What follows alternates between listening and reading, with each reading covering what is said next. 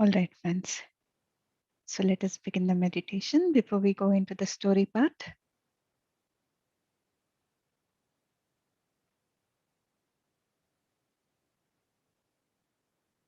make yourself comfortable by crossing your hands, fingers into fingers.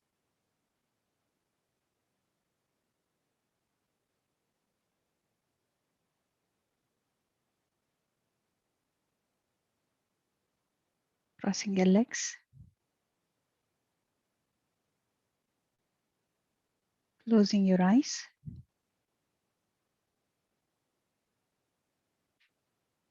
Just become aware of your breath, friends.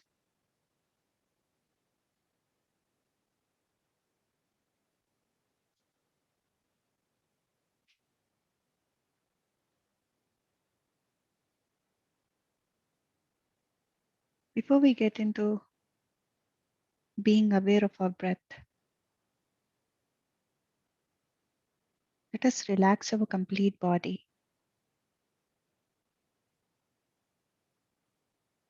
starting from the head,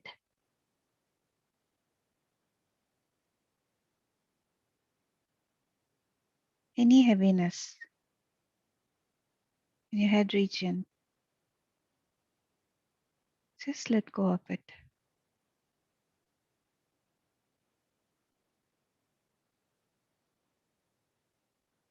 Relax your eyes.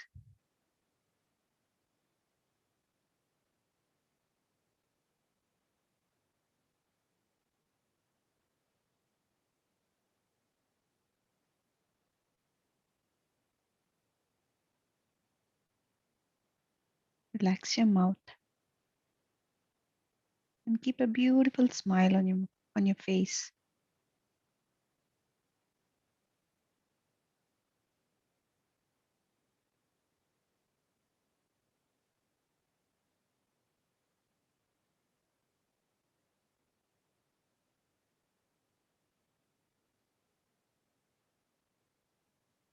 Now relax your neck.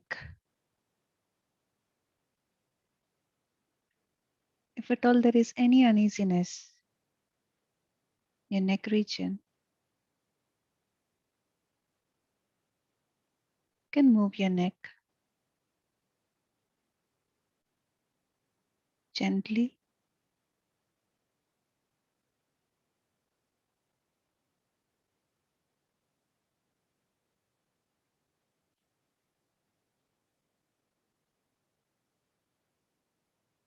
Relax your shoulders.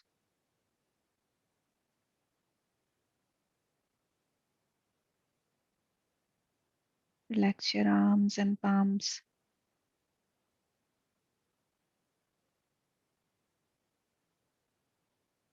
While I say relax,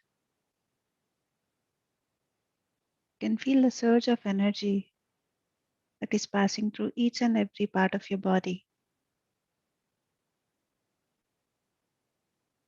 Each and every cell of your body is rejoicing.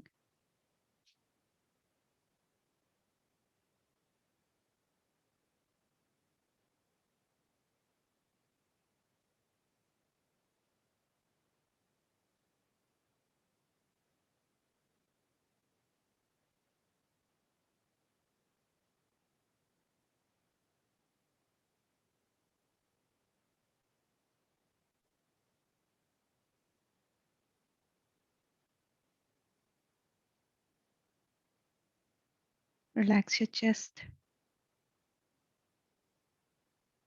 That's where your heart resides. Till there is any pains, any emotions that is holding you back,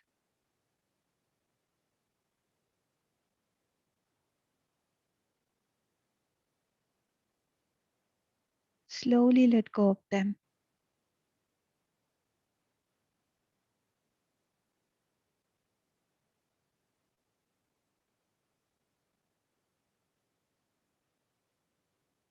Bid farewell to those uneasiness.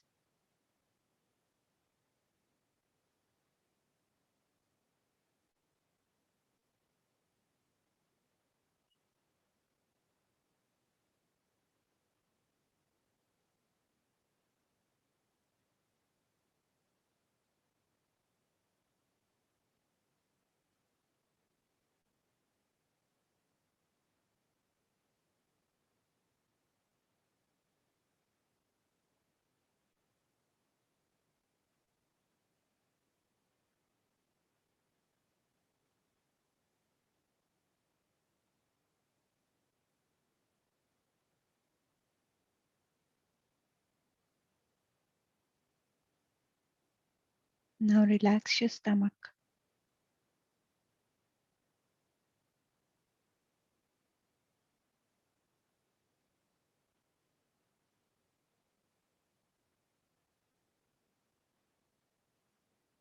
That's where your gut is.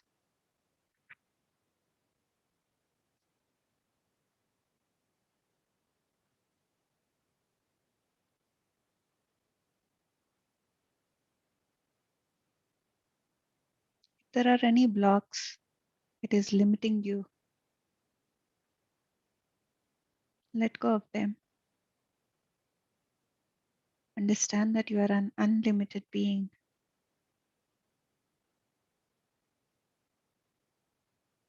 You are a limitless entity.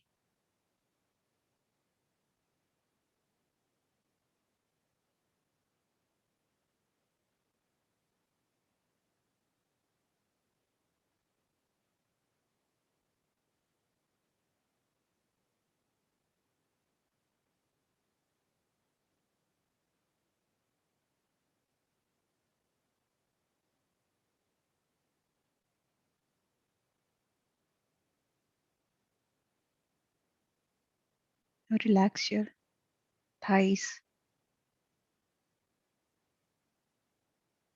your knees, your calf muscle,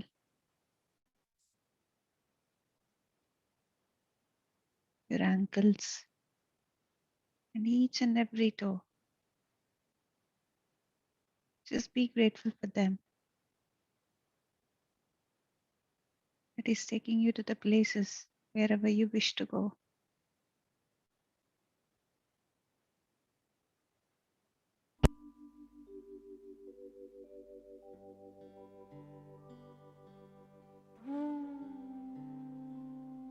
Be grateful to each and every part of your body.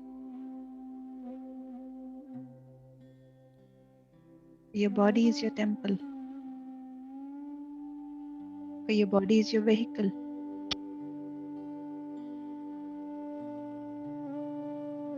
Without this vehicle, soul cannot drive.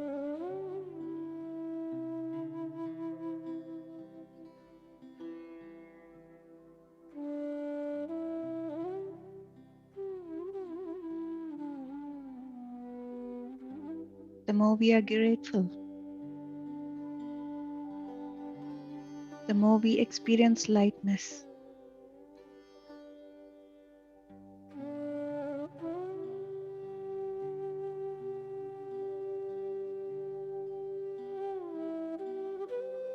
Now relax your mind. Make peace with your mind.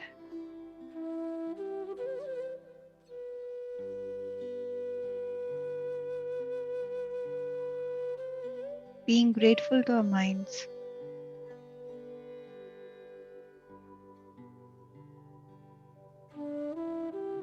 that it is a wonderful tool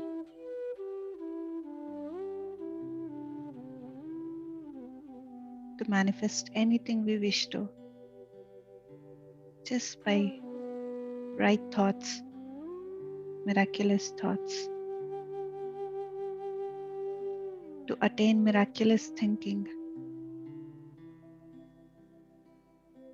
We need to give a pause to our mind for some time.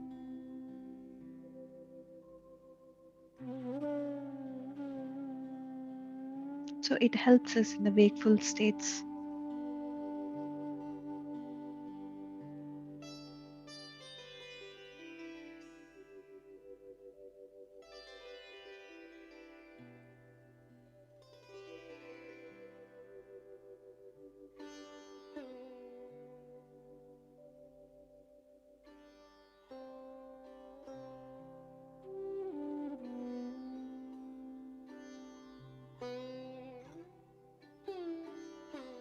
The simplest way, the easiest way to calm our minds is by being a witness to our breath, to a natural breath.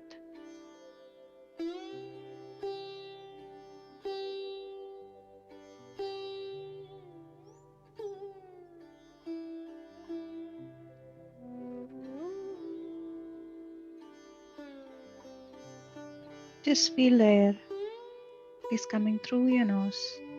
It's going inside.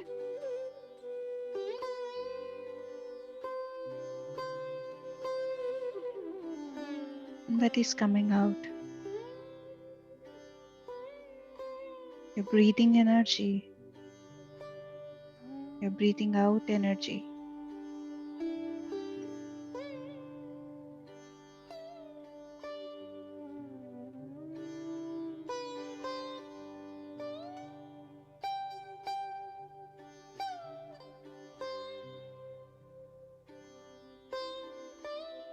It is all taking in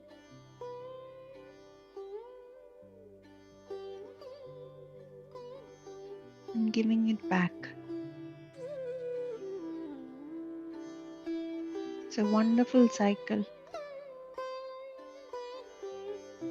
Just follow that cycle, your natural cycle, natural rhythm of breathing.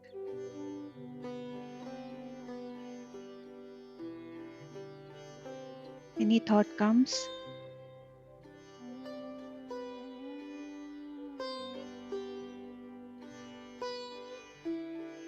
disconnect yourself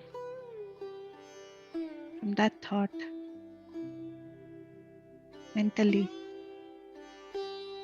Just be a witness without any reaction.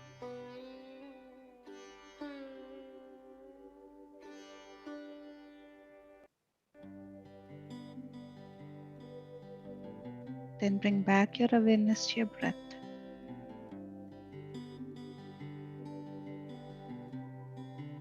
Your natural breath, soft breath, tender, tranquil breath, friends. There's nobody in this world who can stop you.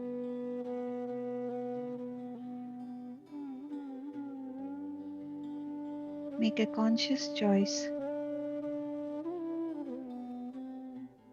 Make a little effort in calming your mind.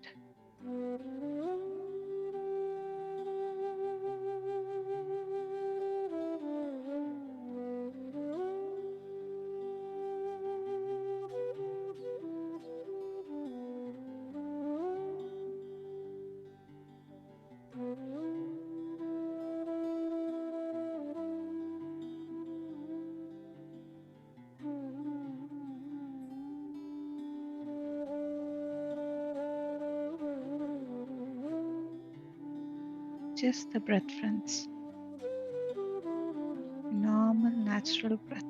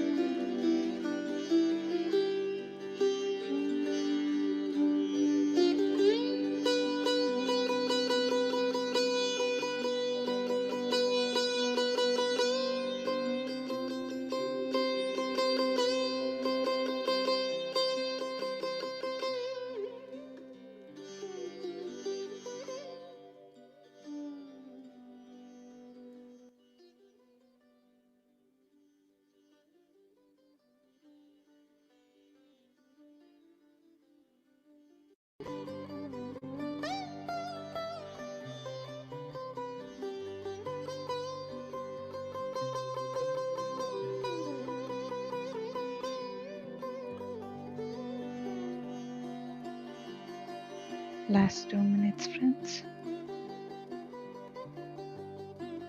Bring back your awareness to your physical body and your surroundings.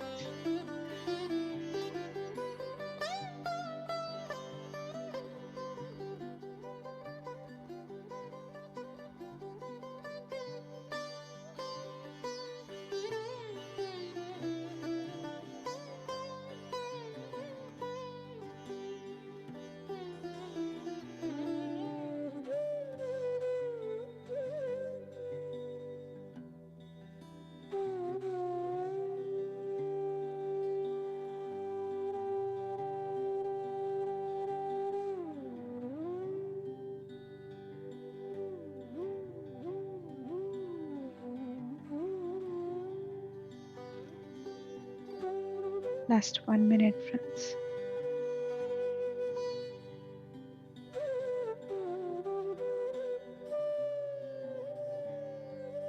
This last 1 minute, I would like to read a few lines by Paramhamsa Yogananda. He says, meditation is like giving a hug to ourselves, getting in touch with that awesome reality in us. While meditating, we feel a deep sense of intimacy with God, a love that is inexplicable.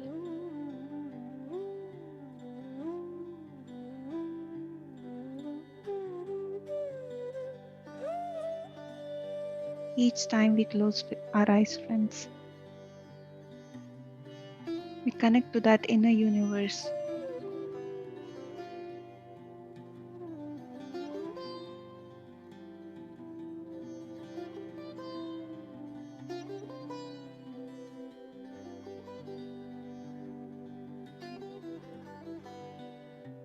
This connection becomes stronger and stronger.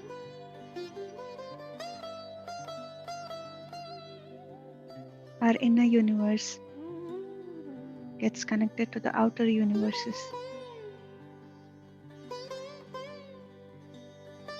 We realize our godhood.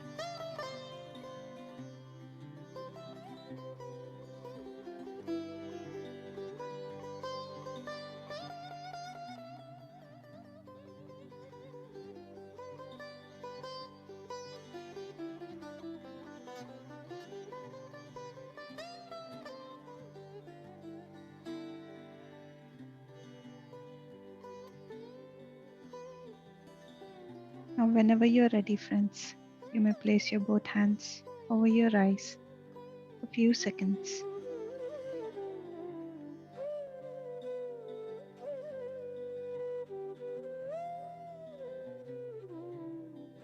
And slowly remove your hands and you may open your eyes.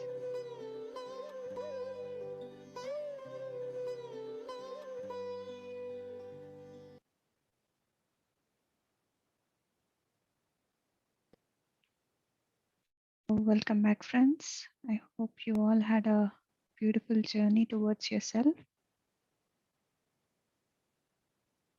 Yes, friends, if you have anything to share, you can go ahead and unmute yourself.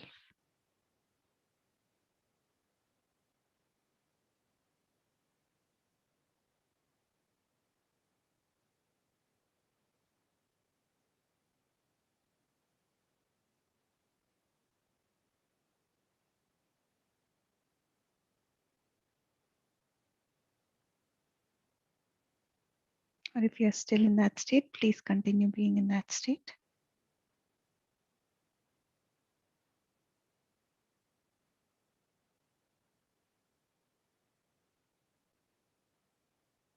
So as I told that I'll be reading a story today.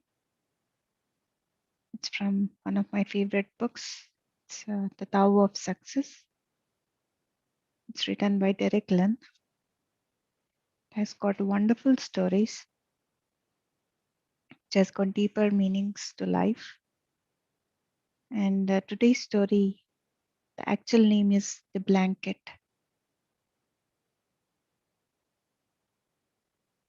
So just close your eyes and visualize everything, friends, once again.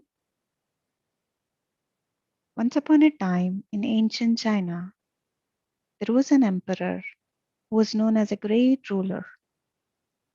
One day, it was time for him to visit a distant temple for the winter ritual. So the imperial guards assembled outside the palace for his departure.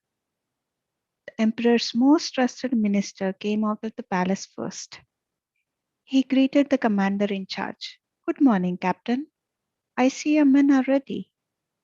Yes, sir, the captain saluted. Our most elite warriors shall accompany His Majesty to the temple. I only wish I am allowed to go with them to make certain of His Majesty's safety. At ease, Captain, the minister laughed. Peace prevails, and we have no dangerous enemies. I am more concerned about this cold weather. The same thought crossed my mind, sir, the captain said. Although His Majesty's carriage is well appointed, it will still be freezing as they travel on a day like this. They will be moving at such high speeds that the wind will seep in and make the carriage uncomfortably cold. You're quite correct, the minister nodded. That is why I have instructed the head servant to prepare a warm blanket in the carriage. It will make the trip much easier for His Majesty. At that moment, the emperor emerged. The minister, the captain, and the guards all dropped to their knees. The emperor acknowledged them, and they all stood up in unison. The emperor approached the minister. I trust all is in readiness. Yes, Your Majesty, the minister responded. Everything is set for departure. Excellent. The emperor started to climb into the carriage. Then he seemed to recall something and climbed back down. He said to the minister, there is one thing I wanted to ask you. Yesterday, when you gave your report on the flooding in the province, we didn't have time to go into details. How many families were displaced by the floods? The minister replied, just over 200 families, Your Majesty. Oh, I see. So, what actions have the regional authorities taken for disaster relief? Your Majesty, the governor reported that about half of the affected people were able to stay with their relatives. He was able to accommodate the other half in temporary shelters. As the discussion continued, the captain noticed the head servant running out of the palace with a blanket in his hands and a panicked expression on his face. He went to the carriage, put the blanket in it, and then stood by the carriage with his eyes downcast, not daring to move an inch. The captain saw this and realized that the servant must have failed to prepare the blanket in advance.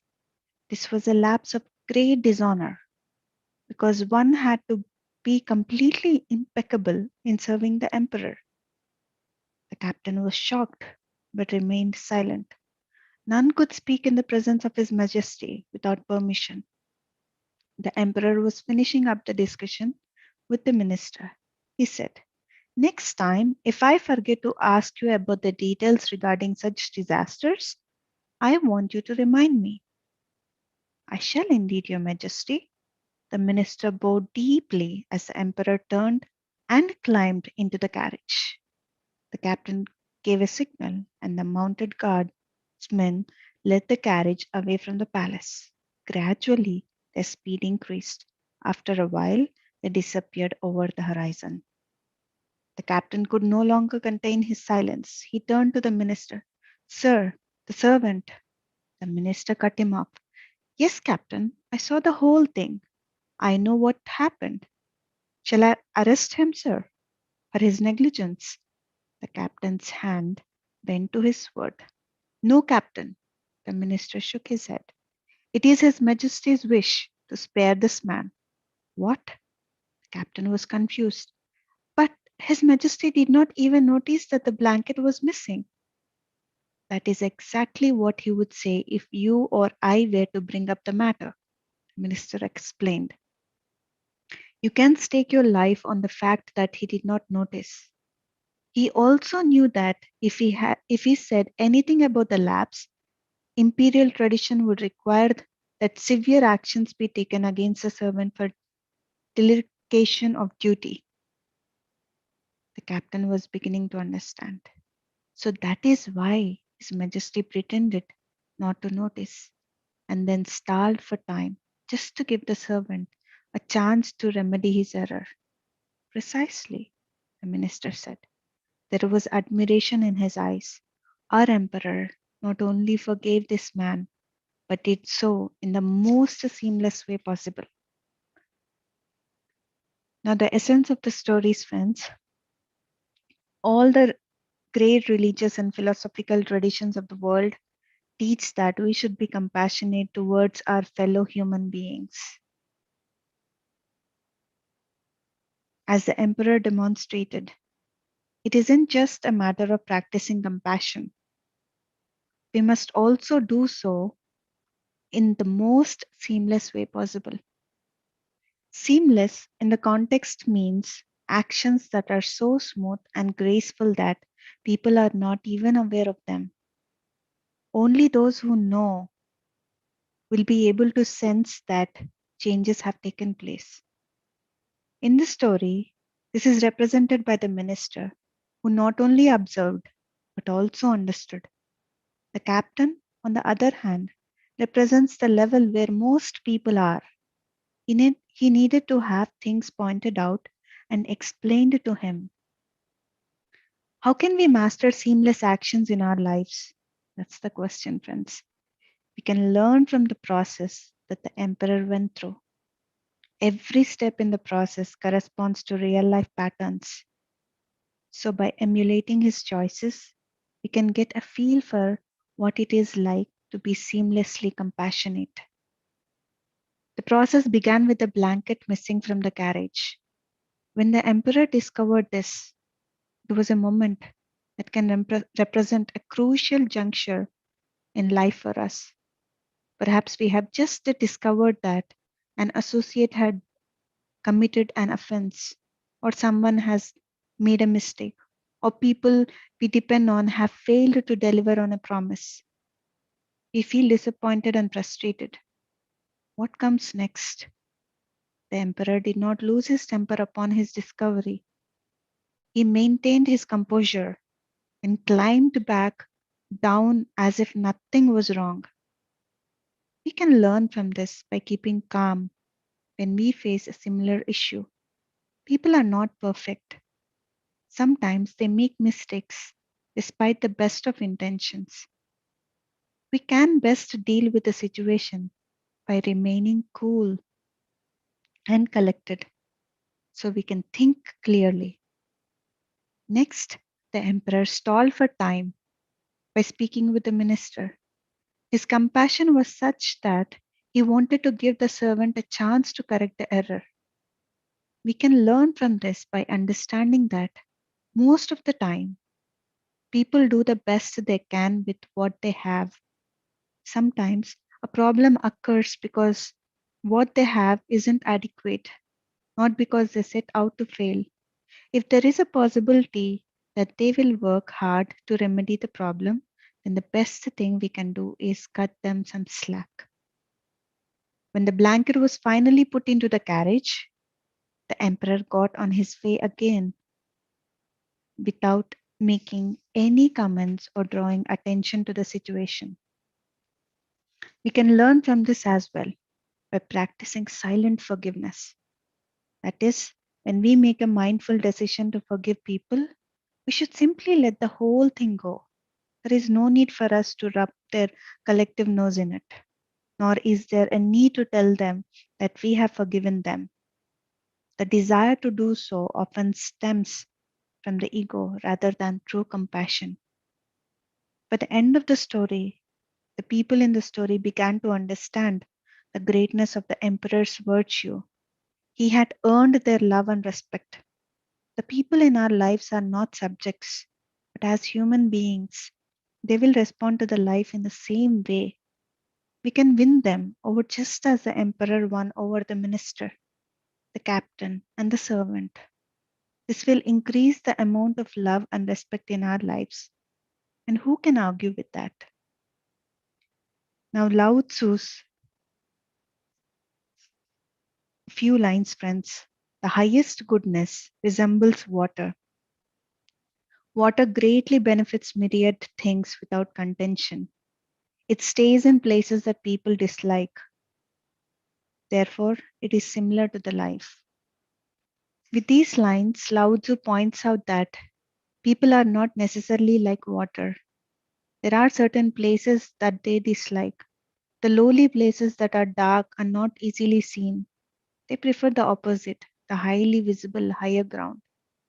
One example of this is the conspicuous display of compassion that we sometimes see in mass media. When a large amount of money goes to charity, we may see the philanthropist handing over a huge cardboard check to the recipient in a newspaper photo or on a TV. This can be a positive thing. Perhaps a charitable cause really needs a shot in the arm, but it is not the highest goodness. Sometimes we are also the same way. When we do something good, we may feel a desire to let the whole world know about it. We want to shout from the rooftops so the ego can satisfy its craving for ever more attention. This need for praise and external validation gets mixed up in the motivation, and we become like the philanthropist beaming at the TV cameras. Water's nature is in stark contrast to all this. It flows to the lowest place and stays there. Although it gives us the gift of life, it does not show off its power or require worship.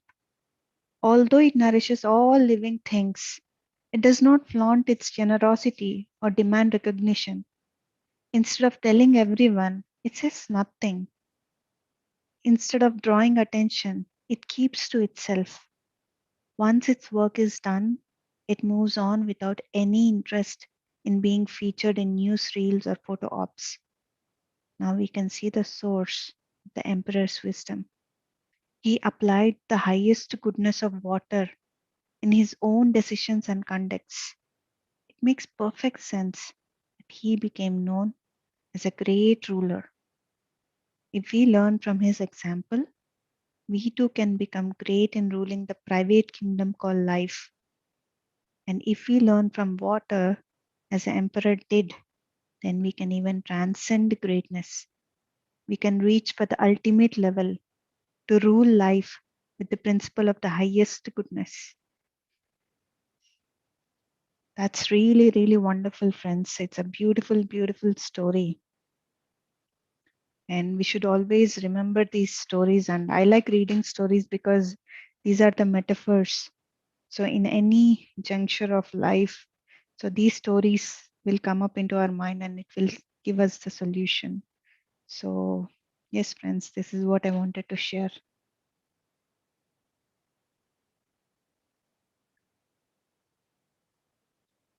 Yes, friends, if anybody wants to share anything, you can just go ahead and you can unmute yourself. What is your views on this and what is your experiences on this?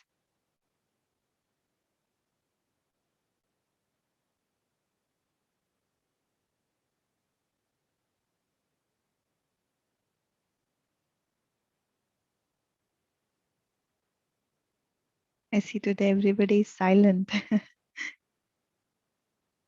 I hope that everybody got the story.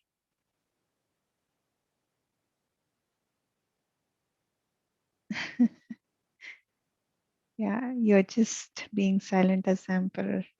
That's wonderful.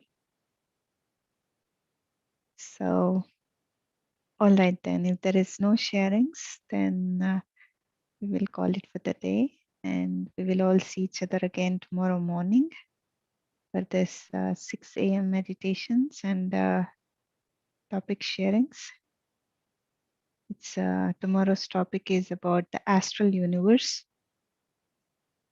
by Yukteswara Giri and Paramahamsa Yogananda. It is going to be a wonderful topic, friends. Please do join us and Let us all meditate together and let us all understand about the not only this universe, but there is this astral universe which we are not aware of. Once we have this understanding, um, there is so much light that will be poured. So yes, friends, till yes, Jyotsna. Yeah, thanks, Madhu. Beautiful story. Can you please share the book name again? Yes, I will. It's the book's name is The Tao of Success. The Tower of Success. Yeah, No, it's The Tao of Success by Derek Lin. good. I felt like your voice resonating the minister side. Not taking the emperor like you were like the minister. Beautiful. Thank you. Thank you. Thank you so much, Jyotsna.